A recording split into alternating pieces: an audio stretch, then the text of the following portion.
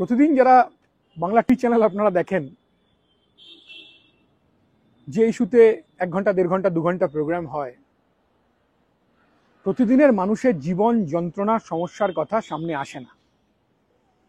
আজকে 3রা সেপ্টেম্বর 2025, 1 মাসও বাকি নেই বাংলার উৎসবের।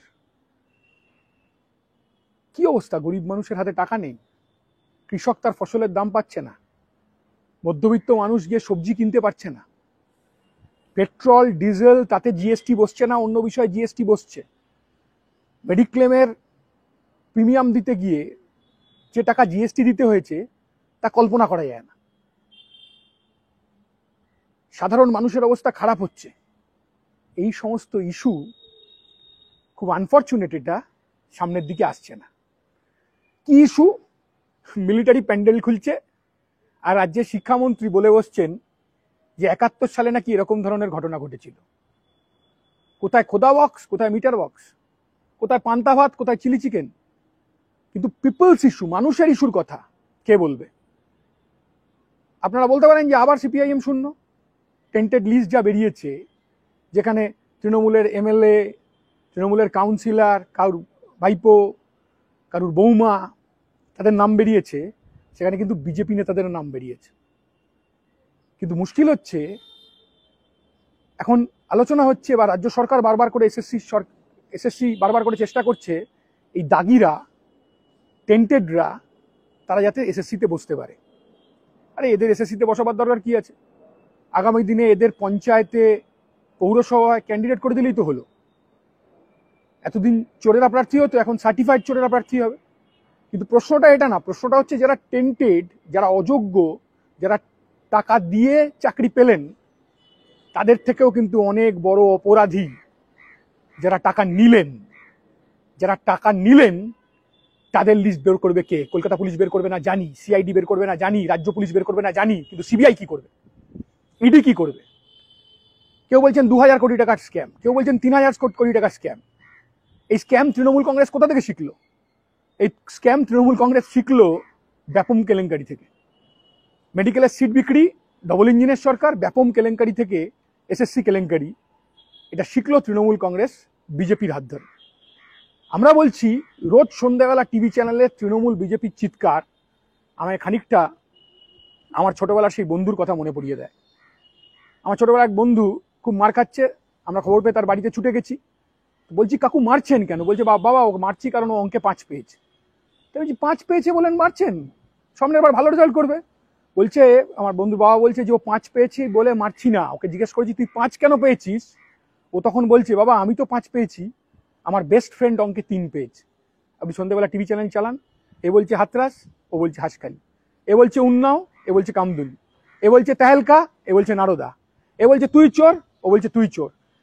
এই বাইনারির মধ্যে আসলে মানুষের প্রতিদিনের রুটি রুজি, কর্মসংস্থান, চাকরি, কাজ, ইএসআইয়ের বেনিফিট, গরিব মানুষকে আরেকটু ওপর দিকে তুলে নিয়ে আসার প্রচেষ্টা, 50% ফ্রেট চার্জ চালিয়ে দিল মার্কিন সাম্রাজ্যবাদ, মার্কিন সরকারের নীতি, 50% ফ্রেট চার্জ চালিয়ে দিল। সেই নিয়ে প্রোগ্রাম হওয়া দরকার তো। ভারতবর্ষের গরিব শ্রমিকরা, তাদের কাজ চলে যাবে আগামী দিনে।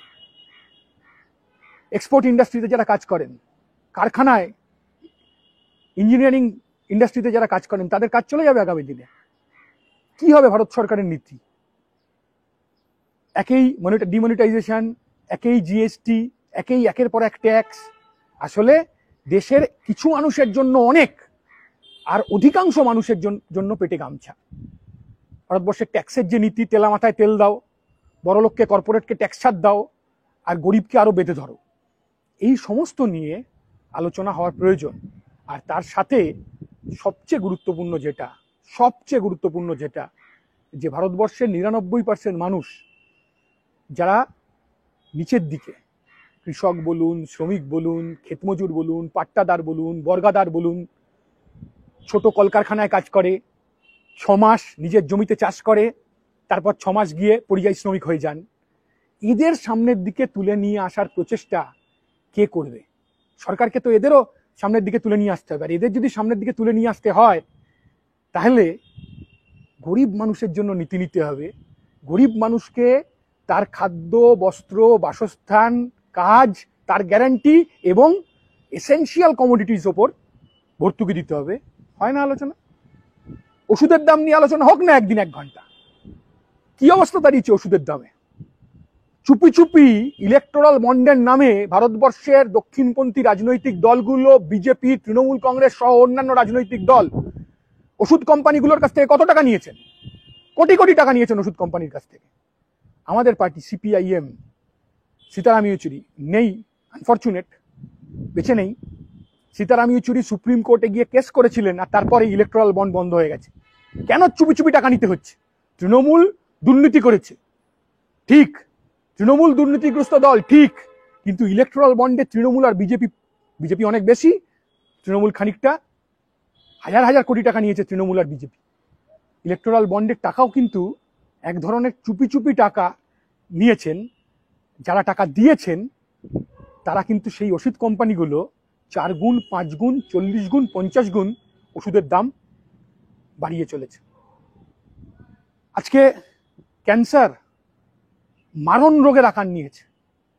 মারণ রোগ, তার ট্রিটমেন্ট, সাধারণ অসুখের ট্রিটমেন্ট, সাধারণ জ্বরের ট্রিটমেন্ট, গরিব মানুষের অসহায় অবস্থা, সামান্য জ্বর, তাতে 10,000, 11,000 টাকা টেস্ট করতে হচ্ছে, 5,000, 6,000 টাকার ওষুধ খেতে হচ্ছে।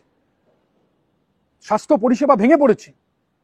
এই নিয়ে মিডিয়ার, সংবাদ মাধ্যম তার বলা উচিত, বরং যেটা হচ্ছে তৃণমূল বিজেপির মারামারিতে, তৃণমূল বিজেপির প্রতিদিনের নন ইস্যুকে ইস্যু করে তোলা এবং যার সাথে মানুষের পিপলস কোনো বেনিফিট নেই সেই নিয়ে আলোচনা করতে গিয়ে আসলে খেউর হচ্ছে, একে অপরকে গালাগাল দিচ্ছে, কিন্তু মানুষের জীবন যন্ত্রণা তা হচ্ছে লাঘব হচ্ছে না।